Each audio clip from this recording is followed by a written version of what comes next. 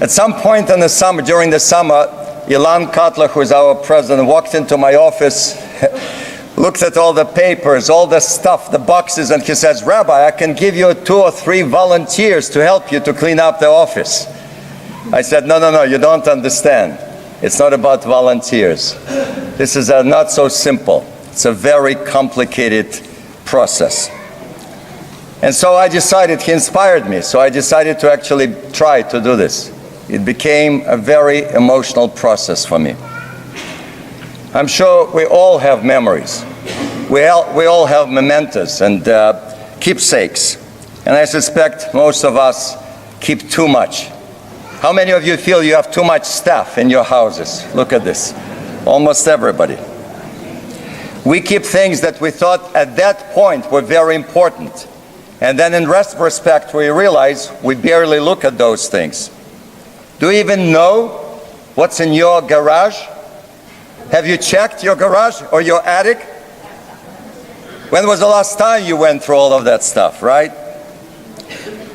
Allow me to share some personal examples. I've lived on 3 continents in 4 countries. Since arriving in America, I moved 9 times. I left the Soviet Union, I left Kishinev with 3 suitcases.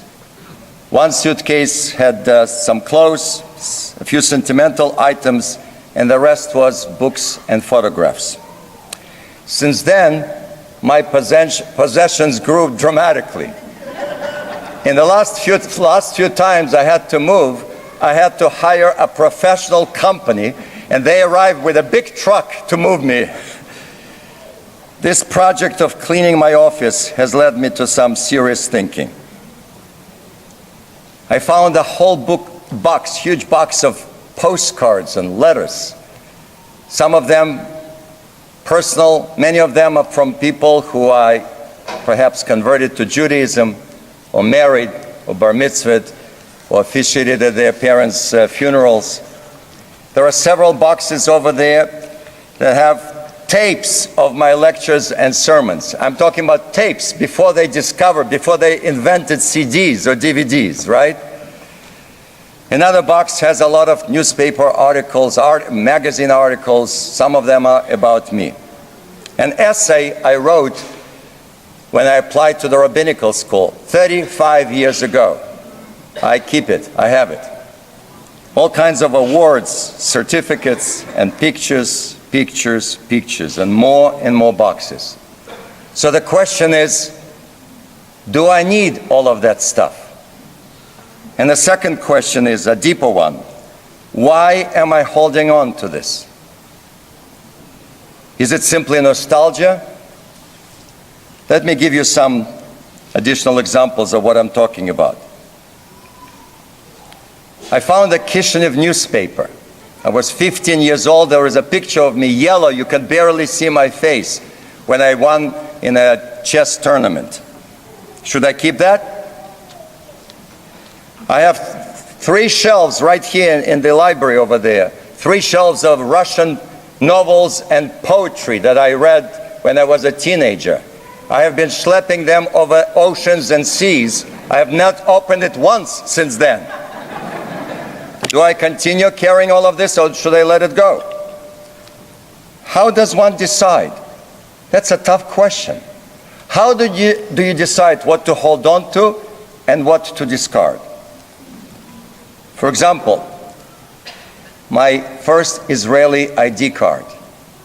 This is the first time I received it when I landed at Ben Gurion Airport and smelled freedom for the first time. Or the day I became a naturalized US citizen. That was one of the most important emotional days in my life. I have kept that certificate. Should I hold on to those documents? Will my children preserve them? Have you kept the documents of your grandparents when they arrived at Ellis Island? How many of you have their first American passport? Okay, some of you do. Good. How about this one? This is a tough one. A few years ago, I led a group from this temple to Russia. and some of them, most of them are sitting here in this room. We're in Moscow, on the Red Square, and suddenly I see something and I get very emotional. I paid $500 for the medal of the Hero of the Soviet Union. This was the medal that was given most of the time, mostly to, it was given posthumously to a soldier who sacrificed his life for Soviet motherland. I paid $500 for that. And I felt proud. I could buy this with a few dollars, American dollars. Now, when we got on the bus, I attempted to share my excitement with my group. I don't think they got it. They were like, okay, all right. Since that trip, by the way, it's sitting somewhere in a drawer. I don't even know where it is. I've never looked at it. Why do I keep it? Why did I buy it? And now I have to show you something.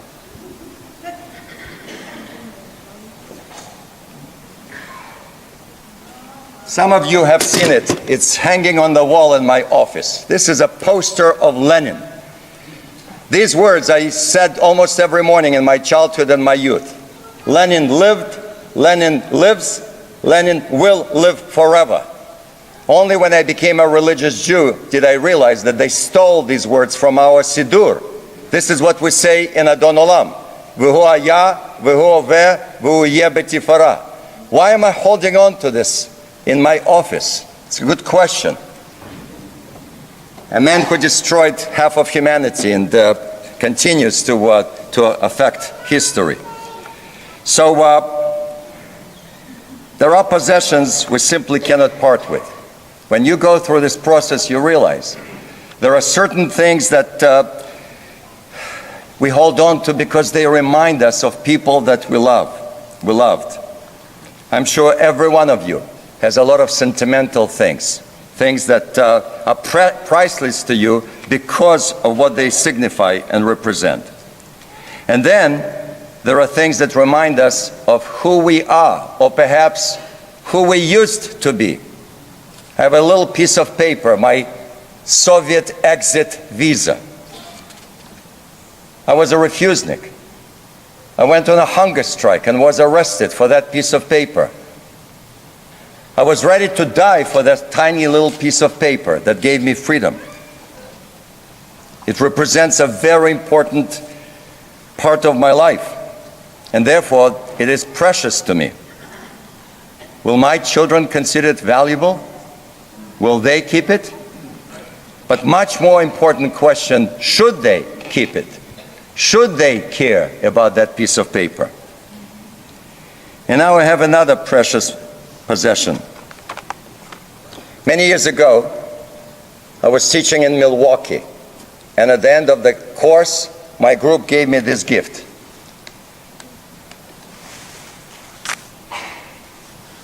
It's a transcript from Hebrew school of a little boy in 3rd grade, Tira David, and it says that he got an A in history, a B in Torah, a C in the philosophy, and so on.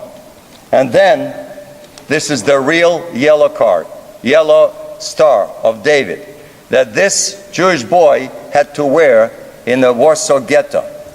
How did my students in Milwaukee got it? I got so emotional when they presented it to me. And they told me they bought it at an auction. Do you understand?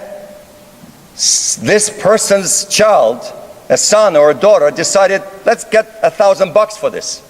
Let's sell it. Is this right? Did they do the right thing?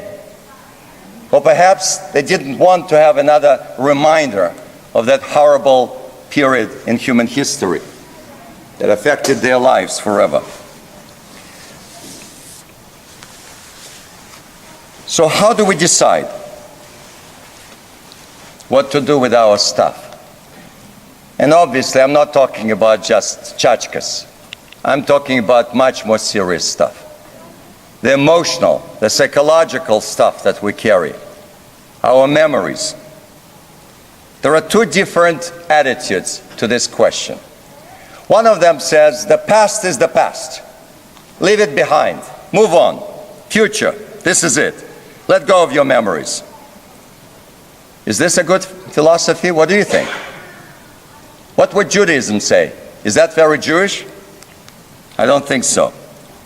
Without memory, it's like a journey without a map. It's all too easy to get lost. That past is an important piece of who you are, of your identity. It has made you who you are today. Rosh Hashanah, in fact, one of the names is Yom HaZikaron.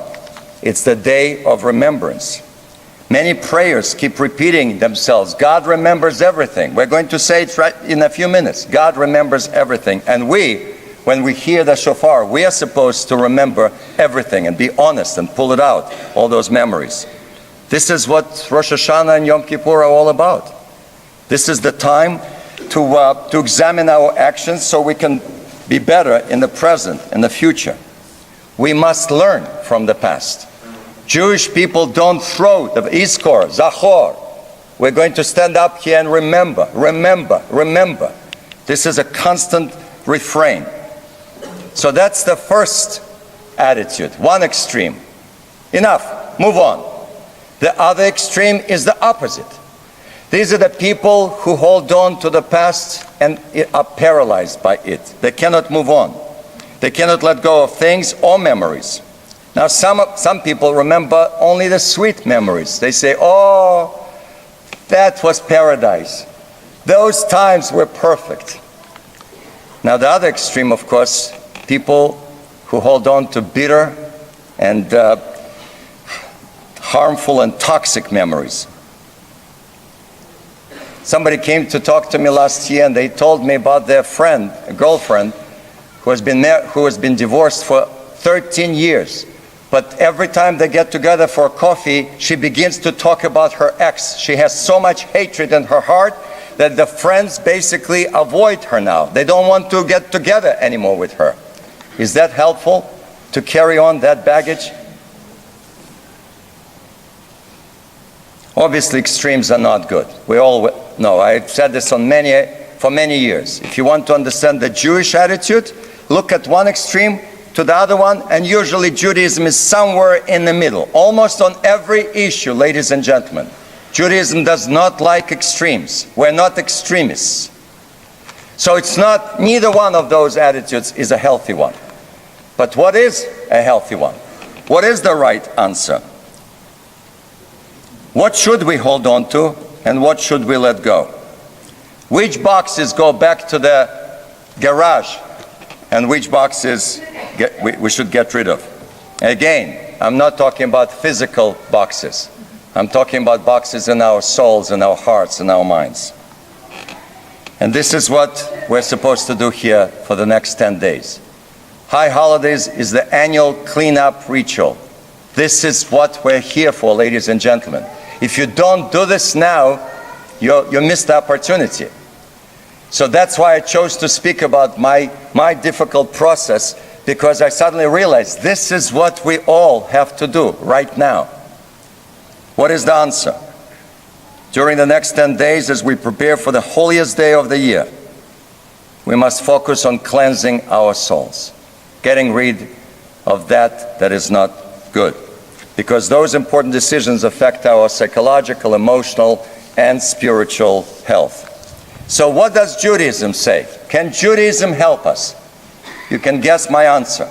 I believe Judaism has answers for almost everything in life. Judaism is a religion of memory. To this day, at every wedding, at the end of the wedding, what do? The happiest moment in the life of the couple, what do? We break the glass. Why? Why would we do something, breaking anything at such a beautiful, perfect moment? The message is a profound one. Because we should not forget that not everybody is happy at that moment. And we also, when we break the glass, we remember the destruction of Jerusalem 2,000 years ago. The verb zachor, remember, appears 169 times in the Hebrew Bible. Remember that you were strangers in Egypt. Remember the days of old. Remember God's commandments. For Jews, memory is a religious obligation. We're not allowed to forget. But this is the key. The key is everything depends on how we remember. It's okay to remember, but the question is, how do you remember those moments in your life? For example, the Seder, the most observed ritual in Jewish life. How do we begin the Seder? Year after year, we sit with the little kids, and what do we say? Avadim Avinu, we used to be slaves in Egypt. We do not sweep it away. We do not deny the painful past. We had a painful past. We actually eat maror, bitter herbs, and it's supposed to bite. It's supposed to hurt you, so you will feel the pain of our people in Egypt. So we begin with something very painful. However, we do not remember for the sake of hatred or revenge. One of my favorite moments in the Seder is when we give the list of the 10 plagues and we spill the 10 drops of wine. And I always say at our Seder here, I say, think about this. For thousands of years, every Jewish kid had to go through this. We do not rejoice when somebody is dying. We don't get on the roofs and give out candy and celebrating 9/11. We say, innocent children in Egypt died. We should feel sorry for them. So we remember the slavery, but we don't remember with anger, with bitterness. In fact, Moses, the last day of his life, he says to the Jewish people, do not despise the Egyptians. This is his final message. Do not hate them. Moses understood that to be free, you have to let go of hate. If they continued to hold on to that hatred, they would remain in Egypt. They would still be in chains. Moses says, remember the past, but do not be imprisoned by it. Live with the past, but not in the past. I have to live with my past, but I should not be still in Kishinev. This is the message of our religion. In the book of Genesis, God has spoken of remembering 3 times. Only 3 times. Listen to this. God remembered Noah, and he brought him out of the ark into the dry land. He saves his humanity. Then God remembers Abraham and saves his nephew Lot from the destruction of Sodom and Gomorrah. And the 3rd time, God remembered Rachel and gave her a child, because remember, Rachel couldn't get pregnant. All 3 cases, Noah, Abraham, and Rachel, they all have one thing in common. Every time God remembers, he does it for the sake of future, for the sake of life, l'chaim. He brings a baby into the world. So this is the message to us. When we remember, we have to remember for the sake of future, for the sake of life. We must turn those memories into blessings, to inspire us, to make it a source of hope and goodness. Because how do we conclude the Seder? What do we say at the very end? L'shana haba b'Yerushalayim. And then we stand up and we sing Atikva. Think about this. We started as slaves who ate the bread of affliction, and we end as free people in our land with Atikva. So, what is the answer? What is the rule? If I could really summarize for you, what is the rule as you go into your garage or your attic or your closets? By the way, I suspect that many of you are probably renting air-conditioned units for storage. Storage unit. How many of you actually rent storage units for garbage, for your stuff? Think about this. It's one of the most successful businesses in America. Millions of dollars, billions, are spent on keeping on, holding on to some stuff that you probably never go and visit it. But it's air-conditioned. It's in good shape, right? So what is the answer? Is there a rule that we can apply to this situation? This is what I hope to share with you. I believe Judaism tells us the following. Cherish all those things that inspire you to be a better you, that inspire you to have a better future. Anything that inspires you to grow, to go higher, that is very important. Don't get rid of those memories. But anything that does not help you to improve your life today, remove that box. Anything that is detrimental, that is poisonous, toxic, remove that box. It's not helping. Do not be enslaved to your past. Do not be held captive to the chains of resentment and anger. Year after year, I remind you that the word Mitzrayim, Egypt, does not mean Egypt. Mitzrayim is a word that means, it's not a geographic place somewhere, something that happened a long time ago. Mitzrayim is anything that holds you back with negativity and pessimism. Every bitterness inside of your soul. That's what Mitzrayim. Tsar. You all know that word. Tsuris. Tsar. The word tsuris comes from tsar, Mitzrayim. It's anything that does not let you be free. Move on into the future. If it doesn't improve your life, if it doesn't make you a better and a deeper person, give it up. It's a ballast that is sinking your ship. Cast it over the board. Today, we begin a new year. Let us sail forward without the weight that holds us down. L'shana tova tikatevu. May we have a better year without that ballast. Let's continue.